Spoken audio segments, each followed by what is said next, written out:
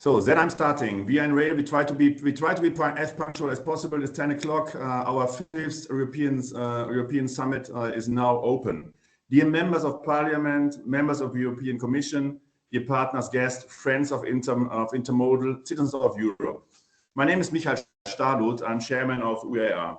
That is the fifth time that we are meeting in our summit, showing the support of Intermodal for competitiveness and resilience in Europe. Yes, combined transport delivers and connect European industrial clusters. 250 years ago, industries are located all over Europe near rivers to use them for energy production as natural transport pipelines. For example, the blue banana that stretches from the UK via Benelux and Germany to Italy connected the biggest industrial areas in Europe. It was born. The peripheral zones such as the Iberian Peninsula, Scandinavia, East and South Europe are linked with the central economic hubs. Urban areas were created around the industries. Rail was following in the 19th century to connect these industrial and urban areas as a mass good transport system with a huge positive productivity impact. Container intermodal units are transforming now, during these days, special goods into mass good again. Rail and intermodal is helping to support European industries and to raise productivity. We ensure stable, efficient, highly productive trade routes for industrial and consumer goods, both for the domestic European market and for the import and export market of the global worldwide transport via the European ports, which are portals into our nice European market.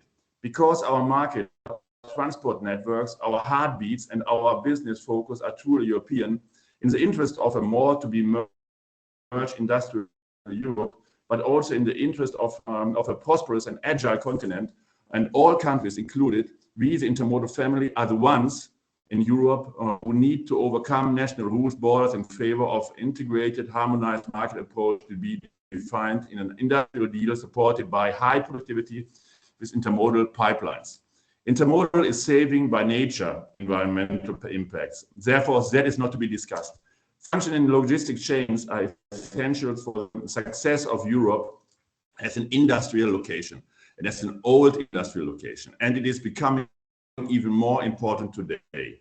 Today, we will listen, understand, and discuss about efficiencies coming out of better utilized infrastructure and the best intermodal system described in a useful directive. We will show the support of intermodal for our European industry being more competitive and much more resilient. That is needed in a disrupted world. I'm glad and keen to listen and understand now the introduction and the keynote of Pierpaolo Settembri, member of the cabinet of Commissioner Tzitzikostas, well known as specialist in logistics. Pierpaolo, it is your stage. Thank you. Thank you very much, and good morning to all. I hope you can hear me well and see me, but that's less important. I would like to thank you for inviting me to join here today. I'm honored to represent Commissioner Tzitzikostas, whom, as you rightly said, is a strong advocate of intermodal and multimodal transport. He sends his best regards in Davos, as many commissioners these days, and is very pleased to see many stakeholders come together to discuss the future of combined transport. As we all know, the concept of intermodal transport is not new. In fact, the EU's first combined transport directive is older than the commissioner himself. However, as we seek to reduce its transport emissions and to reduce congestion, intermodal transport is attracting new interest, and rightly so. The Sustainable and Smart Mobility Strategy, which was adopted in 2020, is still the roadmap to cutting transport emissions by 90% by 2050, as the European Green Deal tasks us with doing. It makes a strong case for multimodality, which takes advantage of the strength of the different modes, such as convenience, speed, cost, reliability, and predictability to offer more efficient transport solutions for people and good. Now, At the start of a new commission, it's natural to be interested in what will come as new proposals. Indeed, you invited me to speak about the vision for the next 5 years. The political guidelines of the president and the mission letter of our commissioner do trace the direction of travel with many actions that are relevant for this audience. And yet, I want to start not by looking at the future, but rather at the recent past. And let's be honest, rail freight is not developing as well as we would like, with its model share stagnating and even declining in some cases. Fortunately, things are not so bad when looking at different segments of rail freight. Transport of bulk commodities suffers a lot because of the dematerialization of the economy and the transformation of the energy sector. Unfortunately, there is not much that can be done there, but the good news is that intermodal transport, which is the segment that competes more directly with road transport, is also the most dynamic and successful part of rail freight. Intermodal has grown continuously and significantly from 2018 to 2022, and only in 2023 it suffered a severe downturn, probably due to the combined effect of a low economic cycle and a very poor state of the network in some key member states. This data tells the story of an intermodal sector with great potential, but also fragile to external circumstances and in need of support. In 2023, the Commission adopted the Greening Freight Package, trying precisely to strengthen the prospects of rail freight in general and intermodal transport in particular. Of the 4 proposals put forward in 2023, none of them has been concluded. Not only are they important for enabling and promoting combined transport, but their conclusion is also necessary to provide space for the next proposals to come. The proposal for improving the use of rail infrastructure capacity is necessary to optimize the use of the railway network and accommodate larger volumes of traffic. The proposal on combined transport directive itself is necessary to bring it in line with technological developments and to incentivize the uptake of intermodal solutions. The proposal on county emissions, third one, is necessary to establish an harmonized framework for quantifying CO2 emissions from transport and hub operations, allowing to measure and compare emissions of door-to-door operations. Last but not least, the proposal for the revision of the Weights and Dimensions Directive is necessary to increase the uptake of zero-emission heavy-duty vehicles and intermodal transport, to address fragmentation of the market for longer and heavier vehicles, and to improve enforcement of the rules. Now, progress on these proposals is uneven, and as a whole, I must say, is also disappointing. This means not only that the potential of combined transport is still underused, but also that it will remain underused until these issues will be properly addressed. 2024 was, of course, a transition year, but now the Polish and then the Danish presidencies of the Council need to make a difference and push these files through the finish lines, and we count also on your support. Now, whereas the rules are the software which periodically needs an upgrade, the infrastructure on which combined transport relies is definitely the hardware. The revision of the TEN-T regulation has been a key success of the previous legislator. It will enable connected, highly efficient and interoperable multimodal transport infrastructure in the EU. It calls on member states to conduct a prospective market analysis and establish an action plan to provide adequate distribution of multimodal freight terminals with sufficient transshipment capacity. It is key to take a long-term view in this process to ensure reaching the 2050 decarbonization targets. Of course, the transition to sustainable mobility does require financial resources, which the EU provides with different mechanisms. For example, the rollout of recharging and refueling infrastructure is supported by the Alternative Fuels Infrastructure Facility under the Connecting Europe facility, blending public and private funds. 37% of the Recovery and Resilience Facility has been assigned to projects financing climate change, with a larger share for sustainable mobility. Moreover, the Social Climate Fund will provide important funding to member states to support low-income households and vulnerable micro SMEs. Member states are preparing at this very moment their national plans under the Social Climate Fund, and it is very important that they prioritize transport. Here again, spending well the resources we have is the best argument to continue receiving the resources we need in the future. That will make a difference. And we do need to make a difference in the decarbonization of transport. On the regulatory front, we do need to ensure a level playing field across the union and to promote fair competition while also incentivizing innovation and sustainability in the sector. State aid also plays a very important role here. State resources are scarce and sorely needed. They should be used where they are most effective and least distortive. And the first thought here goes to maintaining and improving the infrastructure. Better support to intermodal and multimodal transport is also desirable, and to this end, the Commission is now revising stated rules for land transport with the aim to facilitate the transition to more sustainable modes of transport. Additionally, we need to promote an approach to track access charging that is not targeted at maximizing revenues, but at making the best possible use of the infrastructure, reducing barriers for new entrants and for the introduction of additional services. Last but not least, I cannot conclude an intervention on combined transport without recalling that just a few days ago, the implementation of the FT regulation entered a new phase, which will lead to a full digital freight transport across the EU.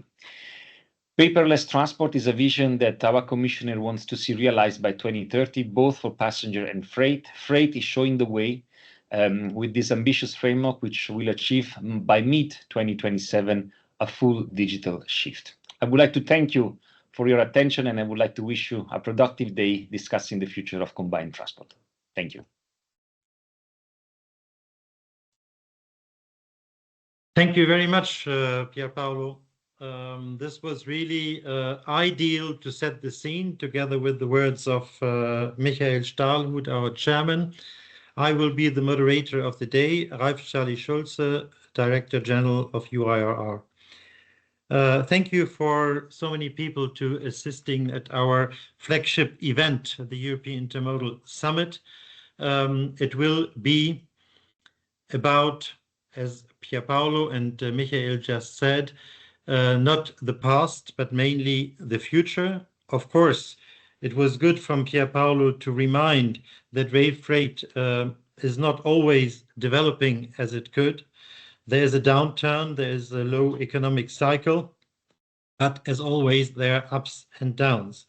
And I think it's extremely important to be reassured by the Commission that the greening freight transport package is still on the agenda and that DG Move will continue to work on it. This was one of our biggest expectations, which we put in our expectation position paper. For now, I think it will be about combined transport. It will be about intermodal. It will be about showing that combined transport is the solution for achieving the competitiveness and the resilience that we need. And it is about focusing on the efficiencies of combined transport and its values and advantages. With this, I would like to introduce our next panelists because UIRR decided to make a study on the efficiencies of combined transport. And what is important here, it's not about any bashing of one or the other mode of transport, it's about showing that together the modes of transport are stronger. And that's why the efficiencies come from combining the different modes of transport. With this, I would like to introduce Akos Erzsek, our Chief Policy Advisor at UIRR, with his company ABE, who has done the study for us. And Akos, you have exactly 16 minutes. Go ahead. Thank you very much. Can we please go to the first slide? So UIRR asked for a study to prepare combined transport for the new political themes. So I think I'm going to continue with Pierpaolo's thought. He was speaking more of the past. We will try to speculate about the future. Next slide, please. So the themes set out by Commission President Ursula von der Leyen are competitiveness and resilience. And we were searching for how to contribute, how to achieve competitiveness and resilience with combined transport for the European economy. Next slide, please. So the questions that we asked and seek the answers to are evolve around the concept of combined transport becoming the backbone of land freight transport over 300 kilometers in Europe. And the question is, today it's evidently the backbone is road transport, but what would happen with efficiency and productivity in case this role shifted to combined transport? How much modal shift does this entail to qualify for being the backbone? The answer was 1,000 billion ton kilometers by 2050. So this is the objective. This is the baseline. And of course, we very importantly looked into what are the preconditions so that combined transport can fulfill this role, and if these preconditions are realistic and affordable. Next slide, please. So the 5 efficiencies that we took on the detailed examination are energy efficiency, infrastructure efficiency, labor productivity, including work-life balance, safety, so accidents, injuries, and the cost of accidents, and finally, climate and the environment. So we'll see now how combined transport measures up. Next slide, please. So the results show a quite exceptional performance, objectively speaking, when we compare present-day unimodal end-to-end truck transport to combined transport. The results are quite meaningful. 70% energy efficiency, better energy efficiency, up to 50% road infrastructure maintenance cost savings, a 60% labor productivity advantage comparatively, and almost exclusively creating intermodal jobs that offer a much superior work-life balance than driving a long-distance truck. We find at least 95% fewer accidents per ton kilometer, 84% fewer air pollutant and greenhouse gas emissions, and a rough contribution as a consequence of about 50% reduction of road congestion related to maintenance works and accidents. Next slide, please. So what we try to do is to transform these percentages into monetary terms, so we all understand the impact as the economy is measured in money, in number terms. And what we find is that the annual savings, in case combined transport becomes the backbone, amount to or exceed well 220 billion euros annually. This is a net amount. So the gross is 314, but various taxes and charges paid in relation to these would not be coming in, and so the net effect is 220 billion. Of course, this advantage is gradually appearing. So before as well, already today, there's a considerable contribution, and as the amount of ton kilometers performed by combined transport increases, so does the benefit to the economic actors and to public budgets. So let's see the details now. Next slide, please. So the energy efficiency, what is the source of present-day energy efficiency of combined transport? It's primarily based on the waterborne and rail transport modes, which combined transport integrates into long-distance transport chains. And there we have low friction with on rail, it's steel on steel, or in waterborne means it's steel in water. And so these both perform better than the rubber on asphalt combination, which you find on the road haulage.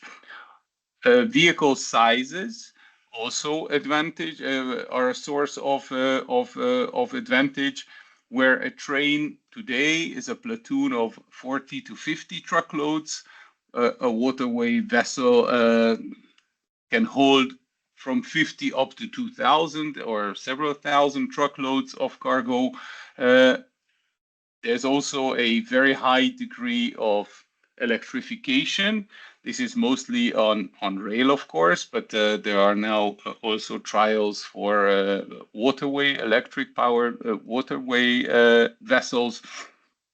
And very importantly, railways use electric power from the grid, so no need for batteries, and it's an industrial scale solution. There's no need for an alternative charging network to be developed, as most of the 10T railway lines are already electrified, and a lot of other railway lines are also electrified.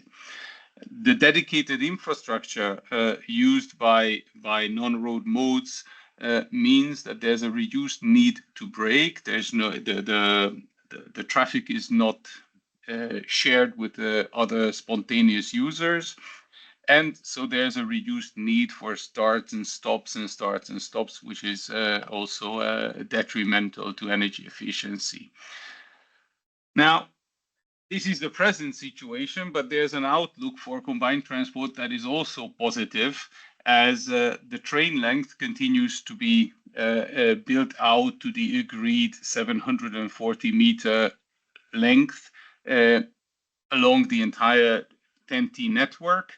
And this will mean that from the roughly 550 to 600 meter present day average train length, we will be seeing an increase of 20% or even 25%. There will be better traffic control. There will be a further reduction of braking action needed as a consequence. We also are looking forward to a better train path design that will also help. Completion of the electrification of the railway network, as well as in transshipment, and the use of battery electric trucks on the road last mile, first mile operations, road leg operations, is also something to contribute to the further improvement of the energy efficiency advantage of combined transport. And then finally, there's a reduced transmission loss due to locally generated electricity. So overall, the picture in energy efficiency is strong and will continue to improve. The next slide, please. So let's turn to infrastructure. Infrastructure efficiency, we measured it, we tried to capture it in the reduction of road or infrastructure maintenance expenses, basically. And the source of the efficiency that we identified was the axle load that is exerted on the infrastructure, where railway infrastructure is constructed for 22.5 ton axles. And the range of axles on railways is between 18 and 22.5 tons. So the lightest rail vehicles travel on 18-ton axles, the heaviest 22.5, and roughly 95% of rail vehicles will reach this high level. So whether there's a passenger train or freight train riding on the network, the difference of wear and tear caused is very small. On the other hand, on roads, we find a different range of axles, where the lightest axles are 1 ton or even less, And the heaviest axles that we find only about 2% of road vehicles have axles that weigh 11.5 tons or in that range, or even more if they are overweight. And the fact of physics is that these heavy axles cause an exponentially greater wear and tear on the roads. And of course, this results in increased wear and maintenance needs for the road. The same way, each ton-kilometer, each vehicle kilometer that heavy axles ride on the roads less result in an exponential saving in road maintenance costs. And we added also an outlook to overloaded trucks, as this is an issue that has been well documented, and regular roadside checks find that between 2 and 18% of vehicles stopped were overloaded, and the overall estimated overloading rate is around 10%. This is the this is from the literature, and of course, overloaded trucks further exacerbate the wear and tear of the road network. And as for the outlook, we see that in the weights and dimensions directive, a 12.5 ton axle increase is still foreseen. Can we go to the next slide, please? So labor productivity is where we see that as the one driver in rail and on waterborne is responsible for far more loads, there's a substantial advantage. And the outlook for combined transport is also pretty good, because the average speed of freight trains is low today, and also the trucks performing combined transport road legs could increase considerably, contributing to further advantages. Can we go to the next slide, please? The safety efficiency, similarly, it was found that heavy goods vehicles are related to about 3,000 fatalities in a year. This is a much higher percentage than the ratio of heavy goods vehicles in the European road vehicle fleet. Of the 20,000 total road fatalities, and a similar very high number of injuries are also related back to heavy goods vehicles, whereas on rail and waterborne means this ratio is much smaller, so the fatality and accident ratios are way more favorable. Basically, each million vehicle kilometers shifted away from the roads results in substantial savings in human cost, in human life, injuries, and also material losses. Next slide, please. Pollution. This is also very well documented, that the carbon intensity of combined transport is roughly 90% lower, with a slight changes, slight alternations in pollution emissions such as nitrous oxides and PM2.5, PM10. Next slide, please. So the overall impact on congestion, where the main reasons of congestion being accidents, maintenance works, and traffic density, we estimate that a rough 50% reduction of cost of road congestion can be achieved in case the combined transport became the backbone of land freight transport. We now, next slide, we looked at two specific examples. First, how does combined transport compared to hydrogen as a fuel, which is a source of reducing pollution and possibly carbon intensity of road transport. And there we found that the energy efficiency of hydrogen powertrains on road is several orders of magnitude smaller or worse at 34%, while direct grid-powered electric powertrains deliver 85% or transform 85% of the electricity into mechanical power. Last slide, please, or the second to last. Next one. We also looked at the comparison to EMS truck combinations or mega trucks. Can we go to the next slide, please?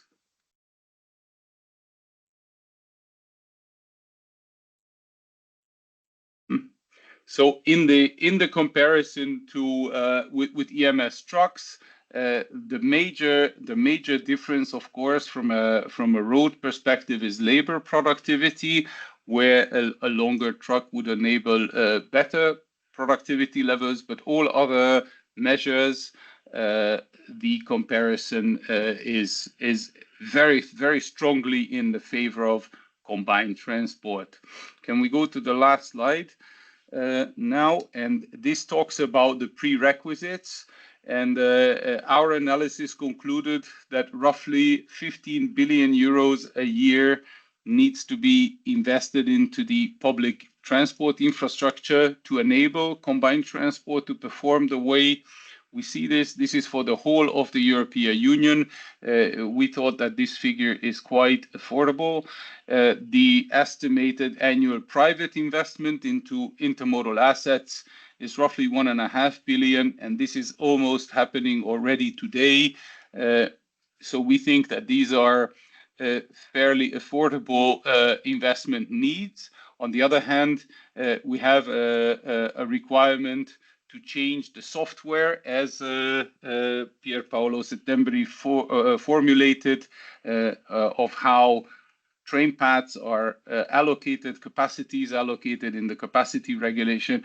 We need more standardization and digitalization, but these are mostly all agreed legislations that have to be correctly imposed.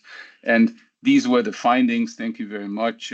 Charlie, I give the word back to you. If there's any questions, of course, we can discuss those later. Thank you very much, Akos. I think this was really good to unveil this at our European Intermodal Summit. There will be a lot of questions, I'm sure. There is a full methodology behind, so there's academic approach, and all this will be answered in the chat and, of course, also after our event. I think this very well sets the scene, and it shows that combined transport and intermodal are really sustainable, not only from the environmental point of view, but also from the economic and the social point of views. And this reconforts us a lot that these efficiencies are there, that the potential for these efficiencies are there, and that combined transport can be the backbone of land freight transport over 300 kilometers. Next slide, please. With this, let me introduce our first panel. So we'll have two panels today in our conference.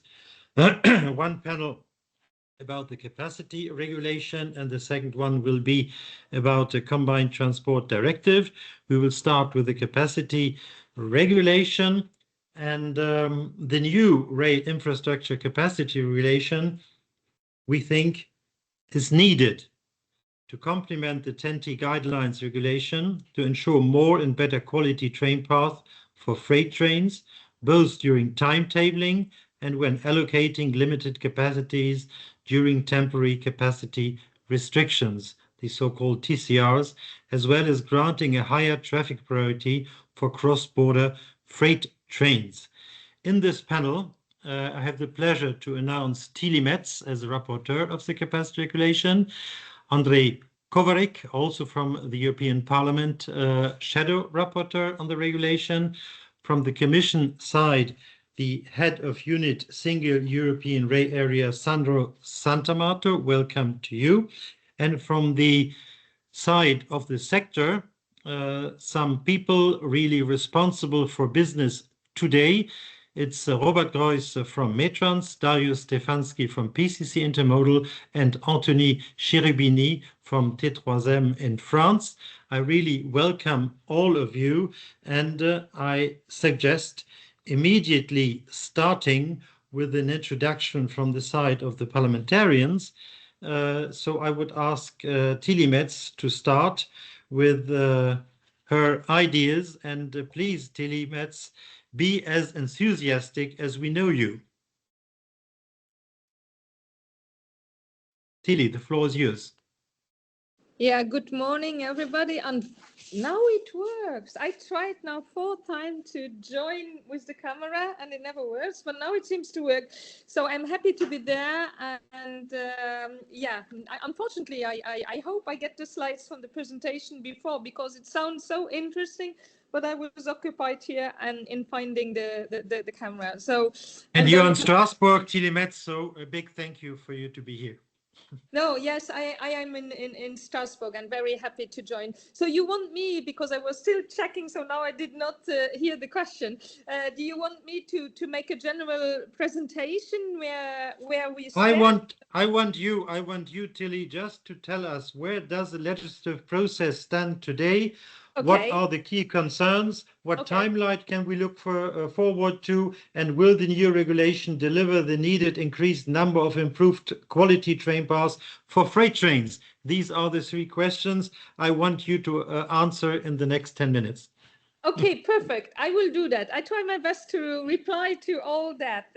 So where do we stand today? So the position of the European Parliament was adopted in March 2024, and the Council position adopted in June 2024. So that, for the start, sounds not bad. Now we are in the phase of trilogue negotiation between the Parliament and the Council, and the first trilogue took place in November 2024. So we started really working on the technical level during the Hungarian presidency, and now really the very intensive work with the Polish presidency under the first half of 2025. So a few trilogues are now scheduled in springs, and it remains to see how much we can advance then. And if we can agree already on the whole text, will depend, to be honest, on the council, if the council is willing to move. It's clear that from the Parliament, and that's something I keep on repeating, that from the Parliament side, we will not agree on anything that would go below the current level of harmonization that we have now. So if we can't find an agreement with the Polish presidency, it will go to the Danish presidency. So, and then your second question was, what are the main concerns of the various parties? Now I'm speaking for sure on behalf of the European Parliament. So first of all, the European Parliament, that was the position that we adopted, is persuaded that we need more harmonized rules and more coordination for the rail system. But the member states, they want strategic guidance that was proposed by the Council, and this national strategic guidance, there is a risk that they create more fragmentation and more even possibilities for different national routes. So this could really create a patchwork. So it's not that we, the Parliament, or that I'm personally against this strategic guidance. They can be interesting, we need them even, but this should be very general guidelines and not mandatory, not too much of detailed instruction. So if strategic guidance is now too rigid and too detailed, this could really undermine the whole timetable redesign process. So what we have today, but all of you know that today we have the rail freight corridor. So even risk to lose that under lower standards of coordination of today. And we know, so it's not only me saying that, but the letter and the Draghi report both are calling for more harmonization and not for less harmonization. And secondly, in order to ensure this harmonization, for the European Parliament, it's key to have binding legislation, and that's also why it's a regulation and not a directive. How can we otherwise make sure that the rules are also enforced? So for us, it's important that the European frameworks are as binding as possible. So first of all, the sector develops these European frameworks, and after a period, we have through secondary legislation to delegated and implementing act, really we put these rules into law. Third concern, which is very important and we need to address it, the European Parliament also insists on stable and multi-annual funding. So this is also very important for the infrastructure manager to be able to properly do their job and ensure good infrastructure. The Council is very much against including funding in this proposal, and the Council also watered down the provision on economic incentives and compensation. They prefer to speak on penalties, and they put also a ceiling there. Fourth point of concern is the idea of check and balances. And this is key for the Parliament too. So it's not good, and I think we all agree on good governance logic, it's not good for any to design, to adopt own rules, implement and monitor them, and then also make their own performance review.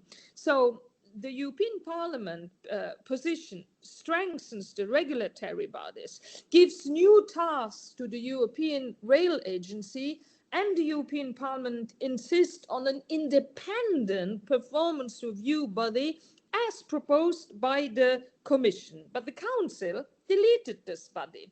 So to say it in a general way, I think, or I might understand or I understood that member states tends to give a lot of priority to passenger services.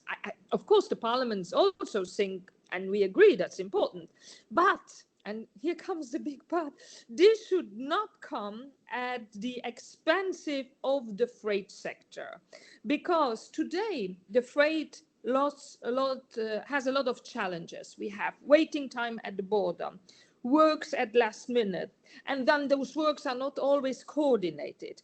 So we need really to make sure that this regulation will be an opportunity for freight to have better access to quality train paths, and also the possibility of having ad hoc allocation of paths.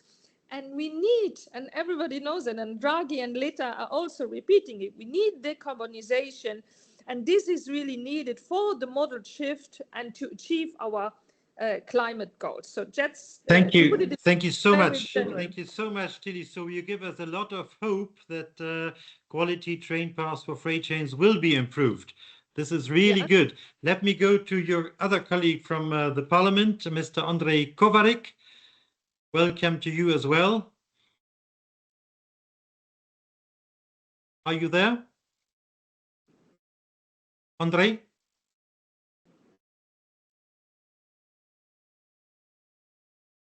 Maybe. Mateusz, can you please check whether Andrej is connected? For the moment, he's not connected, so maybe we can move to the next panelist. I will move to the next panelist. Tell me as soon as he will be there. So thank you again, Tilly, for this very, very clear and enthusiastic plaidoyer in favor of harmonization, more harmonization, not less harmonization, in order to achieve competitiveness and resilience. Let me go to the panelists from the sector. I would like the panelists from the sector just to react to what they heard and to give some examples out of the practice for our politicians here to understand where it hurts and what should be improved. Perhaps we can start with Dariusz Stefanski from PCC Intermodal. Dariusz, the floor is yours.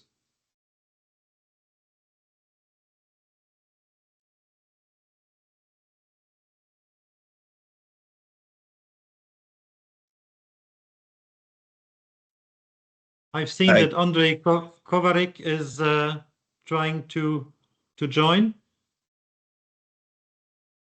Is he in the right speaker's corner or? Hello, good morning. Can you hear me? Andrej? Yes, we can now. Yep, we can. Yep. Perfect. So, Dariusz, sorry, we will give the floor first to Andrej Kovarik. You have heard what Tilly Metz told us. Are you in line with this? What is your vision as shadow rapporteur for a successful capacity regulation? Thank you for being with us.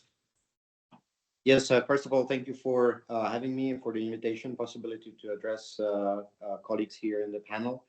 I think, well, my colleague Tilly Metz perfectly set the scene and explained the challenges of the negotiation. I think there is a shared ambition around the table, and we already had trialogue meetings on the political level, that we want to deliver on improving the capacity allocation in order to make sure that there is actually better use of the existing infrastructure.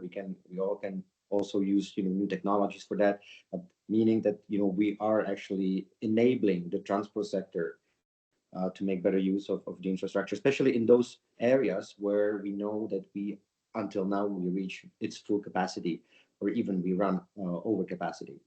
But I think to get there, it's actually good to deliver and negotiate a regulation that would be beneficial for all parties. So obviously, on one hand, the infrastructure managers that are running the infrastructure that will be responsible for it, but also for operators, both the freight operators, but also for the passenger rail, because we all need to fit and strike the right balance. And I think this is also what our rapporteur mentioned very well in her introduction. I think what also I would say is the shared goal by all institutions, coming from the proposal from the Commission and the discussion between the co-legislators, is that we want to make sure that the new capacity allocation framework would lead to increased portion of rail freight. I think this is an important point, that it would lead also to and help also to modernize the infrastructure, not only, let's say, in the hardware, but also in the way it's managed, it's secured, etc. And that's also the fact that whatever schemes and whatever rules are actually agreed on, that they are not discriminatory to any stakeholder that is actually involved. And I think this is something that when we discuss politically with all the parties, this was a shared ambition. I think you asked me about my vision. I think we really need to strike a good balance between what we harmonize and put on the European level, and where we actually push the infrastructure managers and the member states to a better cooperation, and then also what has to be left to the member states and the infrastructure managers level, where they can do their duties best. I really welcome the introduction of the coordination mechanism between the infrastructure managers, because I think this is extremely needed. The better information sharing is a good way forward. And it's not only about the allocation of slots, but it is also about long-term planning.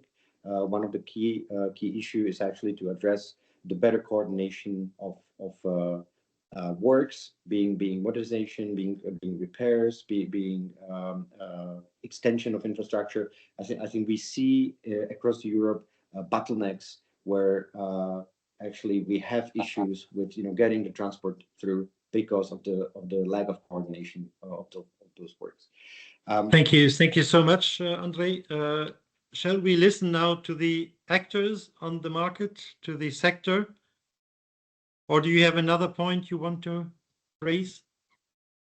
No, I think just to conclude on the timeline, because it was mentioned here. Like, I think the essence is the substance, so we really need to get the regulation right. But I see that there's a huge interest by the Polish presidency actually to advance the work also on the technical and political level. And I think if we are actually able to work intensively, I think we can advance, if not fully finalized, we can heavily advance throughout this next 6 months under the Polish presidency. And I would be really happy to see this negotiations concluded this year, because I think, as I said, not only the substance, but in the end also time is of the essence. Thank you. Thank you very much. And let's listen now to the sector. Perhaps we start with Robert Greuß from Metrans, because Darius is not there yet. So please, Robert, the floor is yours. Your reaction and your hopes, expectations. Hello from my side. My name is Robert Greuß. I'm Business Development Manager in Metrans, and greetings from our CEO, Mr. Kish. He cannot be with us today. We talk a lot about capacity regulation. I'm also a board member of the FTE. They also work very hard on that. Yeah, for Metrans said, we need more priority for freight trains. We do around 650 container trains a week, and we could also do more or more efficient. But because of all these constructions at the moment, we have a lot of problems, and it's very hard to fulfill the market expectations. We expect from the new regulation that this will be a guarantee for freight train paths, and hope is good, but we need guarantees for the market and for the clients that they will still stay in combined transport by rail and truck at the first last mile. Our main problems are bottlenecks of the construction. They're not really coordinated with the market demands. And this costs us a lot of money, because we have to go big detours. And these costs are paid from ourselves, not nobody else, and from the client. This makes combined transport more expensive. And on the other side, we hear about penalties, about the booking system. And I think that the main thing must be that railway undertakings, and we have own railway undertakings in most of European countries, and the IAMs of the countries are on the same level. And we see a little bit that this is can be a problem, because if we need new paths and they are not available, the IAMs can say no, and that's it. And we think there must be found common solutions. But of course, we hope in the end. Yeah, I think it's well understood, Robert. Thank you very much, and very clear. So more priority for freight and guarantee for train paths, better coordination. I think this joins what André Kovalek and Tilly Metz say: check and balance, no discrimination, and a coordination mechanism. I think it goes the right direction.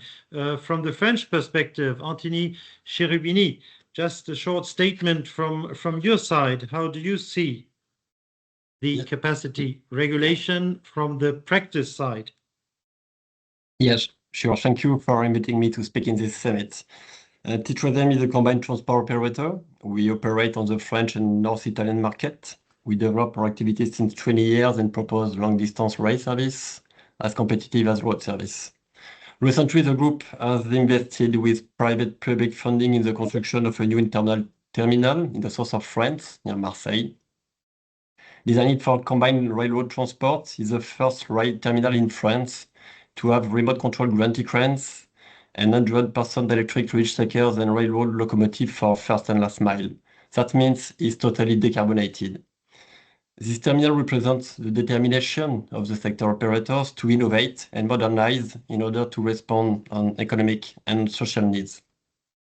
However, our company is facing a number of difficulties, and I want to share you in 3 points. The first one is regarding the infrastructure efficiency.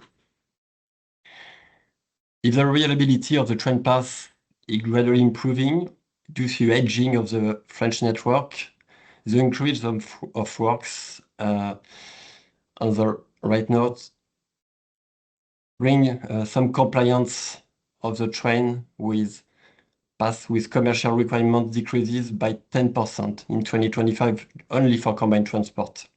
For us, combined transport must be treated with the same quality level as passenger traffic, and otherwise we will not develop the technique and extend our network. We observed with our Italian traffic that international freight paths could be much protected when they are included in the international corridors, but it's certainly not the case for each one, and we need to improve the transit of this traffic. When we compare to France, our past contracts do not assure enough protection to combine operators. So for the future, we have to work on a more protective system, and we would like, we discussed with French infrastructure manager, to integrate long distance paths in the 24-hour grid as well as traveler paths. Regarding circulation, as a positive observation, the infrastructure manager is quite effective in implementing crisis management and palliative measures for all rail activities. Thanks to that, we can expect for next year's alternative routes to be maintained in all circumstances. For the next point, on the network capacity, Paris and Lyon, main city in France, have been identified for years as saturation bottlenecks. The volumes and growth of passenger traffic means that it's quite hard to add freight development.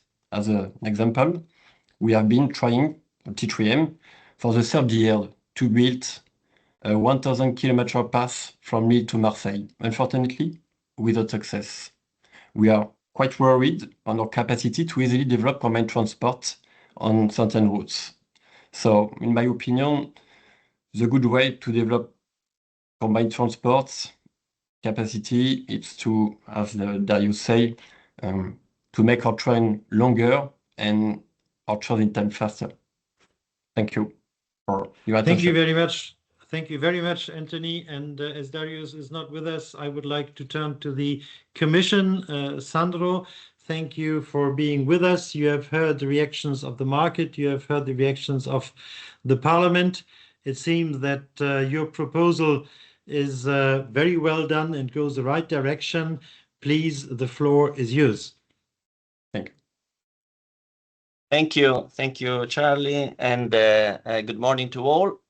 I think that indeed, from what we have heard from the previous panelists, I believe that this proposal will be particularly important, especially for the freight, for the rail freight sector, because in the end, rail freight is the one segment of rail that probably suffers the most from the lack of cross-border coordination. We know that 50% of freight is cross-border.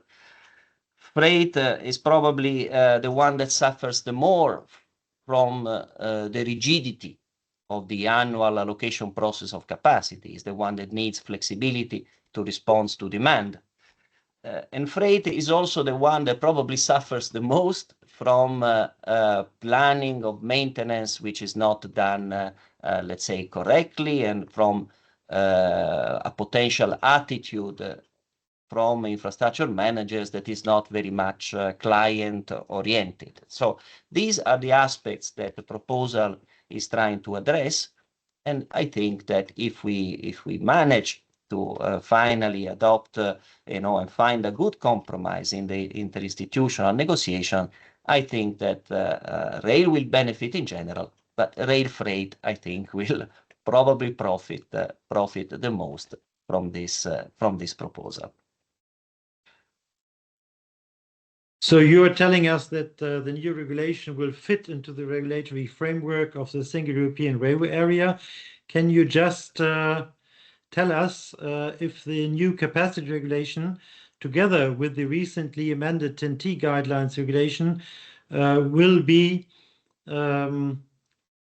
enough to place rail freight on a different footing? I think this is what the people are expecting. And perhaps one word about the future of the rail freight corridors. Yes, well, I mean, this is not the only initiative which is going to solve all the problems of rail freight. But I think that, and maybe the other panelists can confirm that, one of the most important elements of competitiveness of rail freight is, the reliability and predictability of its services. And and within, having this in mind, I think that the way that capacity is managed is a very important aspect, as well as the way that the physical network is maintained and offers quality services to the operators. These are really two crucial aspects. So indeed, I think that the TEN-T proposal and the capacity proposal will provide a big helping hand to the sector. And then, of course, I understand you will be discussing also the proposal for the combined transport.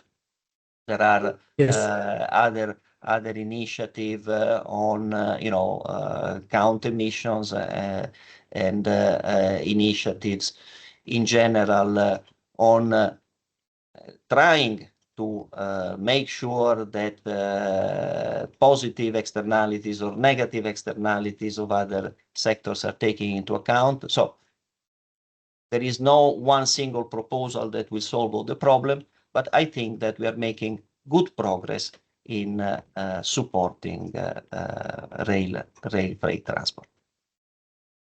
One word about rail corridors, rail freight corridors.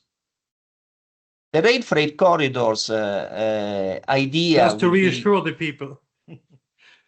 Yes, I think basically we are trying to keep the good ideas in the rail freight corridors, but putting them in a framework of greater flexibility. We do not want it to end up in a situations in which rail freight corridors simply provide a sort of duplications of efforts needed, because yes, you need to book capacity in the corridors, but then you need to book capacity also on the bits of the path that go outside the corridor itself. We want to provide the same type of facilitations, but within, I would say, a more flexible general context of a network approach within the new proposal. Then, of course, within the infrastructure managers, we still expect to find teams dedicated to coordinating capacity in important geographical areas, in important corridors. So probably a similar structure will be recreated within the new network of infrastructure managers. But I think this will be done in a way that avoids duplication and provides more flexibility. Thank you so much, Sandro. This really is reconforting us. A final statement from your side, Tilly and Andre, after what you heard, just to close the panel. Yeah, just if I may, just one more minute. So I think what is really important, and sorry, maybe to repeat myself a little bit, what is really important for the freight is really this harmonization and a binding implementation, a better coordination in order to have quality and quantity increase. We need investment, We need to speed up also the digital tools, and that's why I'm happy to be with you. We need more consultation with all the stakeholders. Thank you.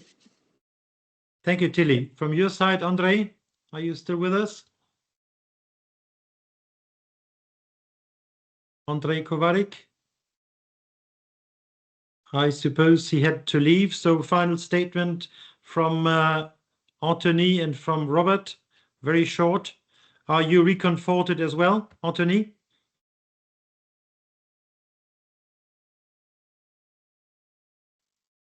Sorry, yes, I am, but we have lots of work to do, and we, the operators, are convinced that we can do improve the combined transport of tomorrow. We are ready to invest. We are ready to go further, and we need everybody. Sure. Thank you. So quality, reliability, predictability are exactly the topics. The final word for you, Robert. Yeah, well, it's good words and a good discussion, and we are already prepared to talk to all the stakeholders to bring the rail freight combined transport forward. Thank you so much to all of you. This closes the first panel of the European Intermodal Summit. Thank you to all of you. We are having a nice transition with our consultant on SCI Verkehr, on the combined transport situation, facts and figures. Where are we standing? And we have Alexander Labinski with us, who will give us, as an introduction to the second panel on Combined Transport Directive, some updated figures on where we are standing. Alexander, the floor is yours. Thank you very much, Charlie. Maybe we can start with the next slide.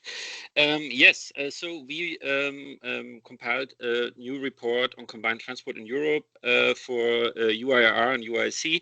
It is out since last November. You can find it for free on the UIRR website. If you have not yet downloaded it, I would strongly recommend it, because it's 124 pages, which really give you a good overview of the current state of the combined transport in Europe. It's a lot of fact and figures, which I will also now present to you basically as a few highlights of, but there's also a big section on the general framework of combined transport. So market environment, policy framework, stakeholders, economics of combined transport. There's therefore a lot to find in this document, and I really recommend that you have a look into it, because I bet there will be some interesting findings for you as well. So a short view words to us. SCI Verkehr, we are in the market for now 30 years. We are a consultancy that is based in Germany, but we are working worldwide for a lot of companies, and our focus is on the railway sector. So of the over 3,500 projects we did in the past, more than 3,000 were for the railway sector, and we are really working along the whole value chain and as well for the policy actors. And we do not only do individual projects on demand. We, of course, also have a lot of market insight that we can provide, because we have SCI Rail Data as like a business intelligence tool. We have multi-client studies where we have a deep dive into specific topics that are of interest for the railway sector, and our database as well, where we have a good knowledge of actually please focus on the facts and figures, because we are already a little bit late. So please focus on the results. Then let's start, and we already heard it in the beginning. So railway is not there where it could be.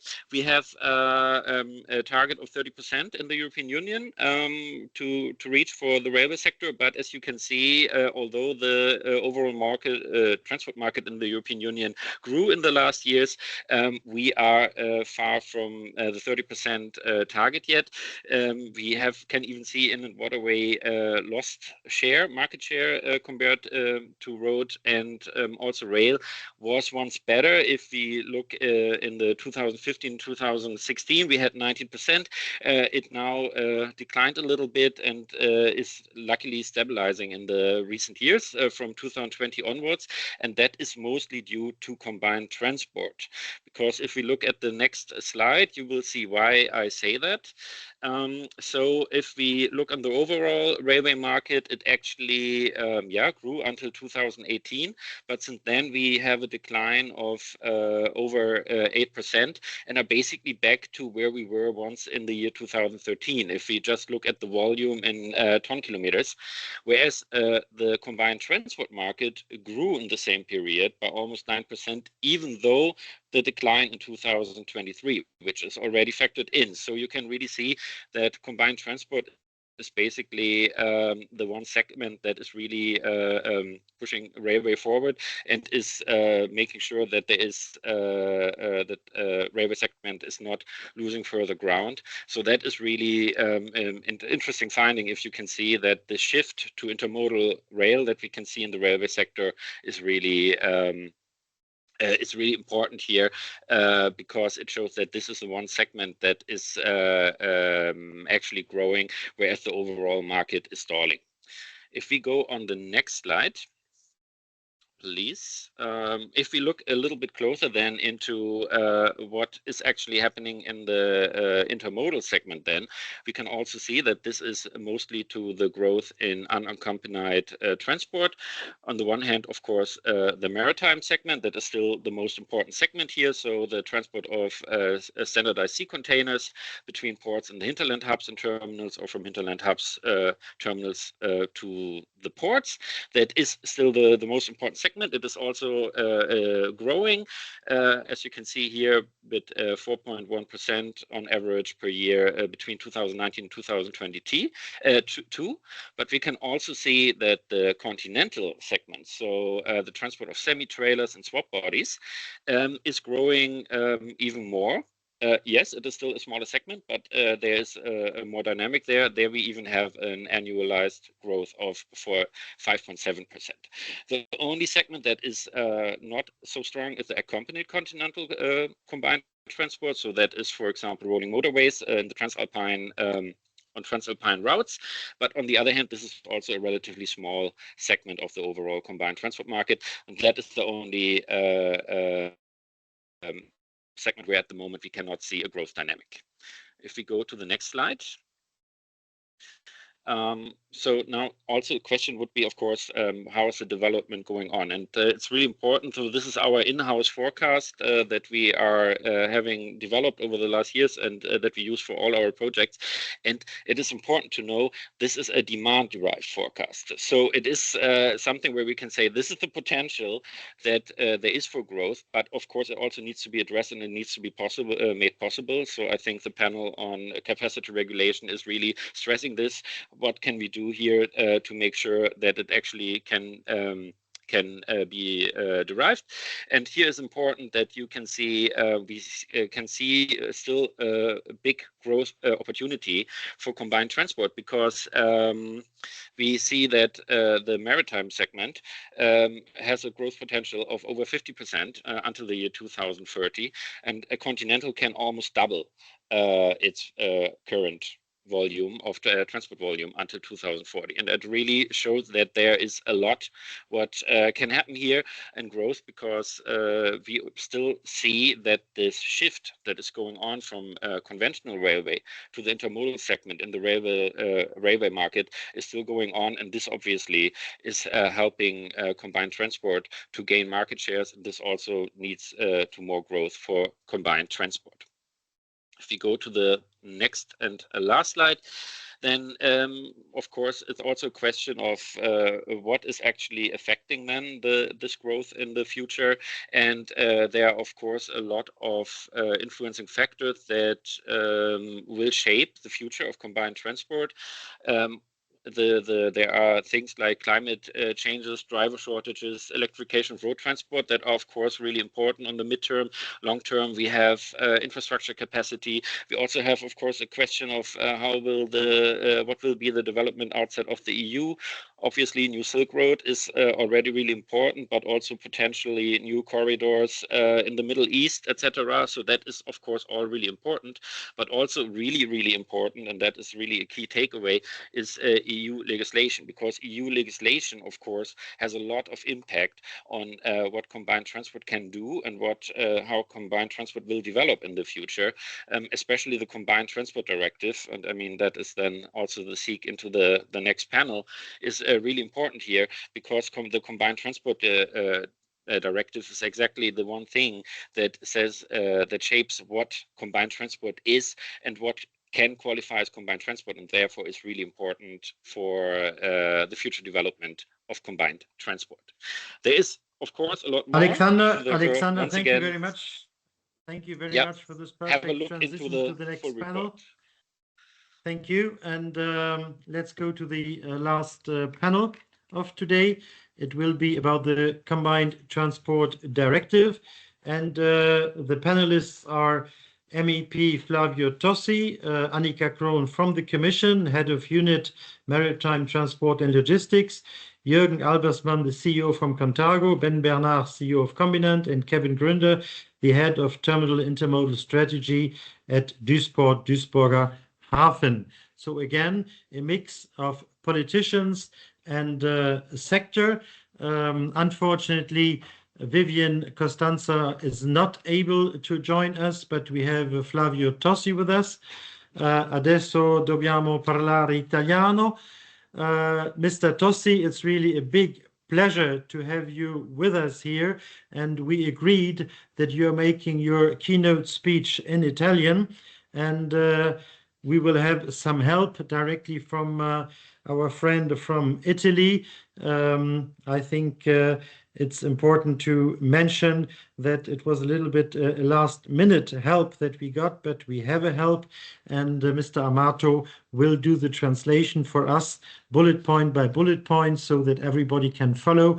But Mr. Tosi, welcome to you. Please set the scene of this Combined Transport Directive topic, which is a topic that we have together as a sector since 1975, and the directive came in 1992, and now we are in 2025 and still dealing with the possibility to revise this directive from 92.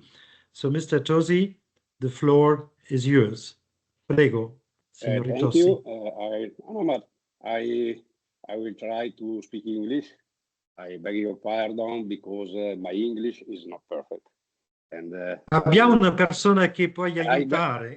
No, I beg your pardon, but I prefer to try to speak English. I try to sum up some focus about combined transport. This is the third attempt to change the directive. The directive responds to the Clean Industrial Deal because the goal, the focus is to reduce CO2 emission, but we have some problem, some issue. First of all, the definition of combined transport. What is combined transport and what is not combined transport? For example, a percentage of transport on the road, on the rail, on water, or by plane, or the number of kilometers of the transport on the road, on the rail, on the water, or by plane. This is a big problem between the various governments in European Union. We have to define external costs. We have to find only one definition of external cost for European Union, and maybe the biggest problem is to find economic resources, because if we decide some rules about the combined transport, we have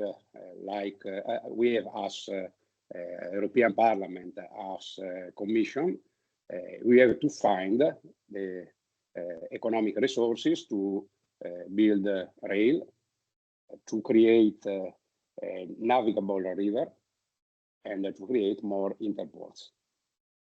There are these are the problems that I have to try to resolve. With you, I'm at your disposal to discuss, to debate together, and I hope with the Polish presidency we can find a solution to change finally the combined transport directive. Thank you.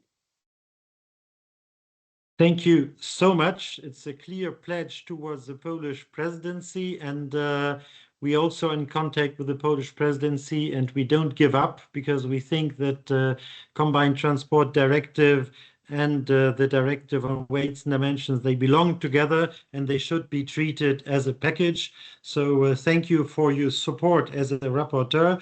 Let's go to the sector now, and let's listen to the sector, what they think of the approach and what they need, what the expectations are, why combined transport is so important. And I would like to start with Jürgen Albersmann from Contago, CEO of Contago. Jürgen, the floor is yours.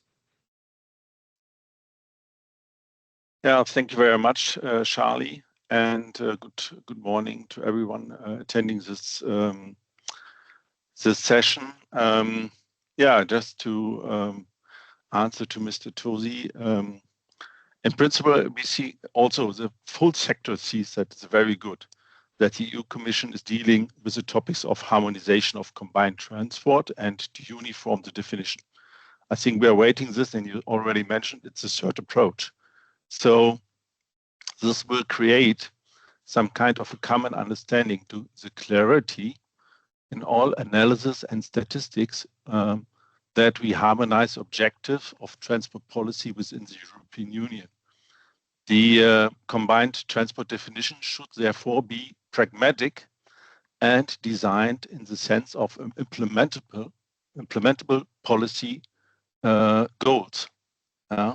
It also includes the objective of the improving of the competitiveness of combined transport. And that can be done by means of a requirement for comparative cost advantages, as you already mentioned. But there are that will be very difficult to measure this cost advantages and cannot be compared in a European context. But measuring costs and including the criterion of the definition cannot be advocated from practice. So rather the definition and political orientation of transport policy for competitive framework conditions should help with infrastructure. This is, I think, for the development of the European transport, a uniform assessment of combined transport would be very helpful there. Low bureaucratic hurdles and less complexity in rail, border crossing and freight documents. For example, what we have in Germany for the last 25 years was a very prospering and supporting definition of combined transport. And also we see this in the results, how we developed our infrastructure in the last 25 years. So shall I say also something on the EFTI, or I think it's the right moment just to touch the point, because the definition and the EFTI are the two parts of the same medal. Just a short sentence about EFTI in order to set the scene also on this topic. Yes, please. Yes. So in general, also I see this is a very good approach of the European Union and Commission to have this EFTI digitization for freight documents. But however, large shares of the combined transport are already on rail, barge and road, on the road with digital freight documents. It is in the interest of all combined transport operators and customers to digitize freight documents, and a great progress is already made in this particular issue. I would even say that the documents are already largely digitized today. We are serving already in Germany and in most European countries a highly automated network of terminals and transport issues. And if you come to a port, we spoke about the maritime sector, there will no printed documents needed for the export or import of cargo. And the same, I think, the continental transport is already there. So, however, from my point of view and our point of view, the creation of a digital freight document should not be a prerequisite or part of the definition of combined transport. This only complicates and increases the barriers to entry for shippers. In result, we might lose some market share towards the truck. And that's always our competition. The truck is the competition. So if we are requested to have digital documents, but the truck has not digital documents, it will be a hurdle for combined transport. So from our point of view, this would be sufficient not to have it only in the combined transport, but to give it as a general rule. And then, of course, the combined transport will also fulfill this. Thank you very much, Jürgen. I think we'll come back with this question also in the discussion with Annika Krohn from the Commission. EFTI, of course, has been adopted some 5 years ago, so it's a reality, and we will see how we can deal with it. The second player from the market I would like to take the floor is Kevin Grunder. Very shortly, introduce yourself and to give us your opinion. Kevin. Yeah, thank you very much for inviting me. I'm head of Terminal Intermodal Strategy within the Duisburg Group. Yeah, I wanted to show some examples of the market we are just facing. So to show or to subscribe what we just heard this morning. At the moment, we see in our region a big development from maritime business to a continental business. So the nearshoring activities, especially to Eastern, Southeastern Europe. The Turkey market is very strong and very growing. The difference between continental and maritime business is less container and more trailers and swap bodies. We are facing that most of the terminals, existing or intermodal terminals, are not able to handle trailers or swap bodies or don't have less capacities for storage, for example. So even if you think we have a lot of intermodal terminals in our region or along the rail tracks, we have only less capacities for those units. Furthermore, the container transport, the combined transport is in such cases the direct competitor to the direct truck is the road transport. And due to the fact that we have a lot of products at the moment, the quality and is not there, and the prices are very low. At the moment, the rail transports are really more expensive than the road transport. So we have really a lot of discussions internal with customers and so on. Additionally, due to the construction activities on the rail tracks along Europe, we are facing immense delays and the quality is going down. On the trains, most of the customers are trucking companies. So if there are problems and delays and they get problems with the customers, they change directly to the direct truck and we lose those customers. Just coming back from Turkey this morning. So this is a growing market, as mentioned before. It's also a forwarding market, a forwarders market. And there are so many capacities for truck drivers from Syria and so on. They definitely told me that the forward companies at the moment, the rail tracks, the rail transports from Turkey via the land route to Europe are so expensive, it doesn't make sense for them. So either they use a direct truck from Turkey or they use the ferry transports from Trieste to Turkey, for example, and then going to Duisburg region, for example, by truck. So we are really facing also on this corridor from Trieste to Duisburg, the really price fighting between truck and rail, and only the heavy loaded container or trailers will be handled via rail, and the light units will be transported by truck. So in our opinion, we really have to think about longer trains to be more cost efficient on the trains. As mentioned, up to 740 meters, for example. We need lower track prices. This is a big problem, especially in Germany. The train is getting more and more expensive every year. If you look to the truck prices, and we need a standardized monetary support in all the EU countries, in my opinion. So every EU country sees it different and does it different, and yeah, we have no standardization in our country, and not every country sees rail transport as important as we do here. Thank you. Thank you so much for giving this practical insight. Also, the move from maritime business to more continental business, of course, with everything what this means for the market. I think it's always good to have these practical insights. But what would combined transport be without terminals? I think the terminals play an enormous role, and terminals are mentioned not only in the context of the Combined Transport Directive, but also with TEN-Ts. We have to be careful that all the parameters of TEN-Ts which we apply for the lines are also applied in the terminals in order not to lose the productivity we win on one side, on the other side. And that's why we invited you, Ben, in order to talk about the terminals, the perspective of the terminals.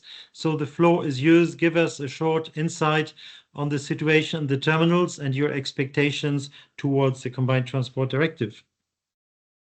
Thank you, Charlie. Good afternoon or good morning, everybody. My name is Ben Bernhard. I'm the CEO of Combinant, and we are an open access terminal situated in the port of Antwerp with 3 shareholders. BASF, the largest chemical company, Hupac, and Hoyer as the 3rd shareholder. Now, for us, it's becoming very difficult to do investments based on ideas that we have.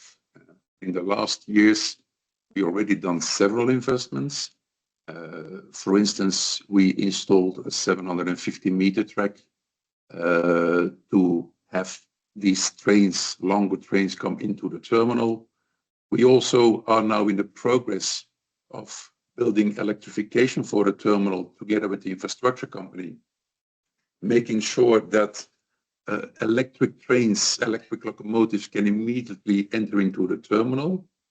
But for those 2 cases, and these are cases over the last 2 years, we also try to get some subsidies via the CEF calls, and unfortunately we didn't receive any money from it. Nevertheless, the points that we were given were very good. The bottom line of the story was there that the money was up. There was no money anymore, so no subsidies could be given. And I think I find that a pity, because hearing also all the other terminals, we see that there is a lack of money going directly to the terminals and more going towards all the other stakeholders. And if I can make a suggestion, I would say, can't we do a little bit more structured things and saying, okay, this is funding purely for the terminals involved. And I think it's also necessary that from the moment the terminal asks for subsidies, it has to become, or it is, an open access terminal, meaning that all stakeholders or potential customers can enter in this terminal. So I see there also a big advantage for the European Parliament in, and that these terminals automatically then become open access. And also that is very important. The second thing is that if we see in Europe the difference in schemes that are being done, it's enormous. I give you an example. If you build a terminal in Germany, you can get up to 80% subsidies, 80. If I was fortunate here in Belgium 15 years ago to get already 30% subsidies, which is already a nice amount. But for the rest, there is such an imbalance or such a big difference between the member states that it is very difficult. And it's also not productive, because practical if we see that a handling costs here in Belgium, Benelux, let's say 50 euros, in Germany, you can get that same handling for 28 euros. So it's not that easy, only being a few hundred kilometers distance, that we see that there is such much difference. But again, I think subsidies are really needed. Over the years, the last 15 years, investment in cranes, portal cranes, has increased by 66%. So you want to buy now a portal crane, it costs you 66% more than 15 years ago. But our handling costs, they only increased by 30%. So it's our role and it's our job also to invest in the terminals, to make it more agile, to make it more productive. And I think IT plays a very big part in it. And I think everybody is putting quite a lot of effort also in the IT thing. But we need support. And I think that for me is the most important message that I want to give today. We have to also talk to all stakeholders involved. And making sure that also in the member state, as Kevin also said before me, that subsidies are more regularized over all the different member states, and that you do not get the biggest over there and smallest over there, so that we are really talking about subsidies based in every member state, that they are a little bit on the same level. Thank you. Thank you, Ben. So this would mean that you are pledging for a more harmonized concept of subsidies all over Europe. And I think it's now the time, before coming back to the rapporteur of the Combined Transport Directive, to give the floor to the Commission. Annika, thank you for being here. And I have 3 questions to you based on what we just heard. How will the revised Combined Transport Directive contribute to the competitiveness of logistics? What is the function of combined transport in eliminating the externalities of freight transportation? And the third question, what is the current state of the EFTI? Because these are 3 questions which our panelists and the whole community is wanting or expecting answers for. Annika, the floor is yours. Okay, thank you, Charlie, and thank you for inviting, and very pleased to meet the panelists today. It was very interesting round discussion from the practical as well as political point of view. And as I listened to you, then I think that what we had put into the proposal from the Commission on the combined transport, and also what was included in the freight package, then I think we really tried to tackle those issues which were raised today. Unfortunately, like Pierpaolo already said, that we have not managed to adopt any of those 4 proposals in the package. But yes, let's continue on working on that.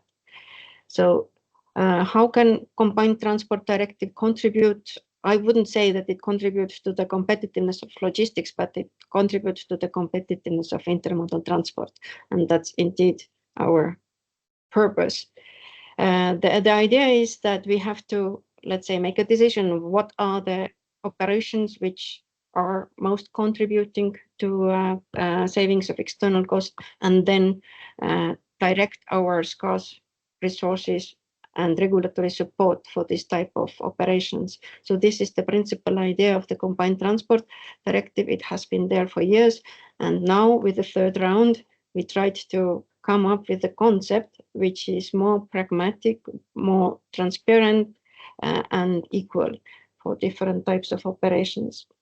However, like it said, the key question is indeed, what is the definition of those operations where we would like to focus? On the one side, I hear from everybody that it has to be simple, easy to implement, let's say, contestable, which is problem with the current definition at the moment, which is different, interpreted in different member states. So our idea is that we come up with this equal definition, easy concepts to prove, and then also what is important, that we try to harmonize, or rather that have the member states to do a proper analysis of the situation on the market, like it was underlined by Mr. Baynard, it's different where the member states stand. And therefore, if we would like to use our scarce resources well, we have to analyze and know where this money goes. So this was in principle the idea behind the concept of the Commission proposal. And also terminals are important. We had a provision on the transparency of terminal services in the directive, but the investments into infrastructure, they are in the TEN-T regulation, and that's where this analysis of terminal capacity and then direction of support to this build-up of this capacity should come from. So this was the idea about how the concept should work. I think that the question that how intermodal or combined transport would contribute to elimination of external cost has been replied by the study, the first study you presented today. I think it does not need to be recollection that there is 70% of energy savings and savings in terms of less congestion, less infrastructure costs, and also saved lives. So that's where it comes from. But it's always good to hear it from you, Annika. Yeah. And if we could measure it like Commission thinks we still can, this is, let's say, with each operation you can prove and put the concrete figure how much externalities can be saved. Yeah. So if I just FT was the Sorry? FT was the other Yes, EFTI FT, was the other question. So about FT, to reply to maybe to Mr. Albertsman that whether we need really to use FT as a proof of concept or proof of compliance, it is indeed linked to the definition. If the definition is something that requires calculation of external cost or even calculation of share of different legs in the total combined transport operation, then we need something that calculates it and calculates it in an easy, objective manner. And that's where FT platforms come into the picture. So that's why we saw the FT as a necessary part of the implementation. We have progressed since we made the proposal. We have really made a tangible progress in implementation of FT. The implementing delegated acts first were published on 9th of January, which means that the countdown to the full application of FT regulation has started. It's so the date of becoming fully applicable is 9th of July 2027. And it would apply also to combined transport, that all documents which should be used for proof that this operation is combined transport operation can be submitted to FT platforms by operators to prove compliance. We are optimistic that most advanced member states can start to accept documents on FT platforms already in 2026, because we have now 2 ongoing self-supported projects to prove the FT concepts, one working on FT platforms and another one working on the side of member states authorities, FT gates. And these projects really progress well. We keep our continuous eye on them, and if both elements are in place, then actually operators can in some parts of Europe already use FT platforms. And idea indeed is that we have to, even if there is advanced digitalization in different countries and in Germany accepted, but FT gives this universal, let's say, universal level playing field across the Europe. Whenever where you go, you can submit your data on your home platform, and it has to be accepted by all authorities everywhere. And this also FT datasets gives a good basis for further business-to-business digitalization, because it gives the common semantics to the data. So that's what I would say about FT. So the Commission will focus on proving our concept that external costs and FT platforms could actually be easy way to prove the compliance, and could be a feasible and practical definition. So please don't give up. Give us a proof of concept. And any reactions from the panelists, Jürgen? I just want to add, if we talk about a level playing field and the FT will be mandatory for all participants in the transport sector, and that is not a bureaucratic hurdle which is only affecting the combined transport, then I think it's okay, and we will even take benefits out of this. But if combined transport, for example, has to step in advance and has to be the first one in the sector, then we will have a negative approach and a negative impact in comparison towards the truck. And that is always, from our point, most important thing to have a level playing field. The rest will be done by the market, whether we achieve the cost advantages should be there. We are today already, we are balancing towards our customers emission advantages, CO2 reportings, etc., etc. Everything is there. Even the approach for environmental friendly products, resource effectiveness is there. Even that can be balanced in the reportings everywhere from the combined transport operators. So if the transport sector at all will be in this, let me say, regulation up from 2027, then it's fine, and we are ready to handle this because we have already the IT preconditions in place. Thank you, Jürgen. Kevin, from your side? Yeah, I completely agree to Jürgen. In general, of course, I'm happy that the problems of our market are seen now or meanwhile. Well, hopefully the things will be done, and so it listens very good that all the things, also what you, Ralph, Charlie mentioned the last years and fought for it, that this will be here now, and so we will see what happens here. But I'm positive. Thank you, Ben. Yes, I agree also. I think we have to be positive to go further on. I think the biggest challenge will be for all stakeholders, and if it is Parliament, Commission, companies, and so on, to convince all member states to implement this and to make sure that this is working. Because at this moment, we are not convincing them all, and if we are not convincing them all, then unfortunately, it's not working. This again is a pledge not only for harmonization, but also for cooperation, if I hear it well. So the stakeholders in the logistics chain have to work together. Cannot be done by only one. Sorry. Annika, do you have any other points that you would like to mention regarding the combined transport directive? Perhaps tell us how you can assist with the legislative adoption of the directive revision towards the Council, and what are the major concerns in the European Council. Perhaps you can tell us a little bit more about that, because we are very sad that this dossier, as Flavio Tosi said in the beginning, is now advancing in the Parliament, but it also has to advance on the Council side. What can we do to support you here?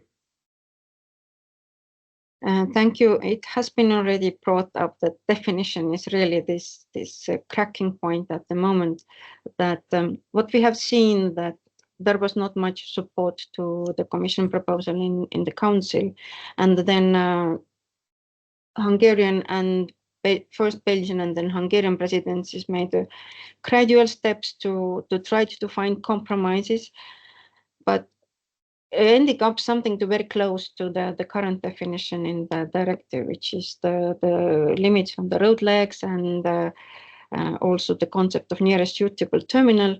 But not any of those stages, there was not sufficient support to any of these compromises, because if you made somebody happy, then another camp became clearly unhappy. So that actually took us back in the Commission side to consider that maybe we have to once again prove our concept, because what is now blocking the negotiations is that member states come every every one of them takes the position, not everyone, some member states take position from the perspective of the national interest, in a sense that what are geopolitical conditions. Some want shorter road legs, others longer road legs. Then some would like to support national champions, promote the national terminals, and that will take us nowhere because there is no common ground. And so we have to find a way to convince the member states that only looking at the bigger picture on the intermodal market, well, 80% is international, can actually kind of make a bigger cake available to everybody, so that working for the common European interest will actually benefit each single member state. And indeed, the level of support is different in member states. We would need to strive for more kind of equitable support. Everyone starts from different starting points, so we can't talk about harmonized support measures, but we have to see that the support is provided elsewhere so that intermodal transport can run smoothly across different countries. So we tried to provide this analysis to the Council. That's the way member states and also support the Parliament. So we intend to do another market study addressing specifically those concerns which have been raised by some member states to give pro or counter arguments depending on the results. Yeah, this is, I think, would help to provide further argumentation on new insights to the negotiations, because we have to change something, otherwise we will not move.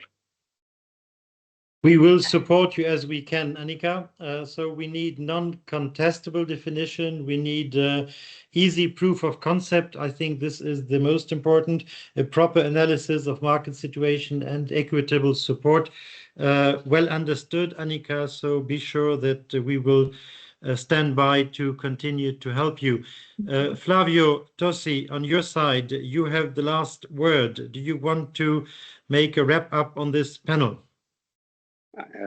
I thank you for this opportunity because for me has been very important to listen to you, your opinion, your problems, and I hope you can help us to define, because this is the biggest problem, to define. You have members in any countries in European Union, and then you can help us to define what is combined transport, what are external costs. And I want to repeat that I'm at your disposal to discuss together. Thank you so much, Flavio. I think this is a very good resume of this panel. Thank you for your efforts in speaking English, but thank you also to Fabio Amato for standing by just in case. Thank you to all the panelists for these very valuable insights. With this, I think we are exactly in time. I would like to thank you all the panelists of the day. I would like to say that this event is a CT for Europe event, and the campaign CT for Europe is a campaign which will last until the end of 2026, exactly to accompany all our efforts, and everybody of the community is encouraged to join the campaign, to support the campaign, to be intermodalists. And I think the message that Michail now in his closing words will come with is, please, let's try to make intermodal great again. Michail, the floor is yours. Thank you very much. I guess now it's a time not of storytelling, it's a time of story doing, and there we are in. And it's the history was telling something about intermodal, now we are doing. And I guess today we got some tremendous information, and I got words like intermodal is backburn, intermodal is benefiting, intermodal is creating freedom, that was Tilemet's mentioning. And figures were putting on the table like 300 billion of euros. It is more efficient, or even 222. That is 222. We have to go two interval, do it. We have to better figures than the other modes, and that is quite something. Taking a look at figures, but reflecting also the KGR, what SCI was showing, that is 3 to 4% per year annual growth rate. That is also something. There is tailwind. There is tailwind, and we have to grab it, and we have to take our sails, put it in the wind, and then it can grow. Two panels. One panel I would summarize like there's a need for reliability. Anthony was mentioning that, and that we all know it. We have our issues. That means in a disrupted world, we also need solutions. We need solutions in capacity. And this solution is not to create admin monsters. This solution is to create a seamless transport network. There's a need for speed for intermodal, because we are the same like passenger. We are connected in certain hubs, and then we're going deeper in other countries. That means intermodal has to be treated like passenger. Also, someone was mentioning that, and that is underlying also the freedomness, what Tilly Metz was mentioning. One good example for reducing admin monsters and for merging forces is, for example, the merge of the rail freight corridor 1 and 2, where Belgium, France, Germany, Switzerland, Italy were merging their forces and saying, okay, now we are creating out of two corridors, one corridor, because it could create some bypass solutions. And let's take a look at more of these examples to reduce admin monsters. That is one. That was a panel one. The panel two about the Combined Transport Directive, again, is something to reduce complexity and to create connectivity. We as Intermodal, we are creating connectivity in our nice and superb continent, where we have industries all over the continent which are linked together via intermodal network with intermodal pipelines, and we can do so. And therefore, we have to do is, like Jürgen was mentioning, less complex, and we have to stay competitive. It makes no sense to cry for more money. It makes sense to put the money in the right area, because we need connectivity, and that means for me, reduce the burden of complexity, give us more tailwind. Because we, like Ben Bernard was saying, we are putting capital on the table and we are creating infrastructure. Why is an infrastructure for parking of a truck for free, and why is an infrastructure what we have to use, like an open access terminal, has to be invested by privates? Why don't we get more support? We have to treat the transport modes the same, and that is needed. We do not want to be treated better as a sector. We need really speed, and we have to understand that this continent, Europe, there is a need for connectivity. And that is bringing me at least also to one point. Connectivity is also done via data. It's also done via connecting systems. We made a big project called EDICT, and this EDICT project comes to a final presentation in some days at the 11th of February. Everybody is invited there to take part, to take a look at. 11th of February, I guess there will be an announcement also in the internet. We are looking for all of you to work together inside our sector to create connectivity, to get these 300 billion out of these 300 billion burden out of the system, because we are there, we can provide, because we want to create a connected Europe.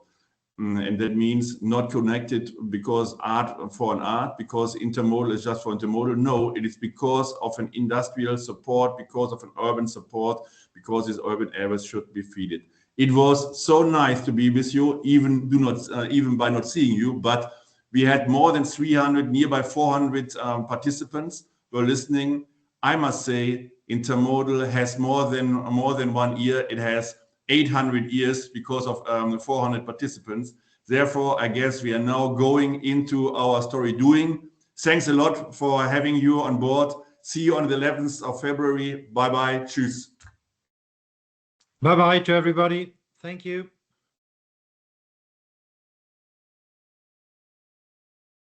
Bye-bye. Thank you.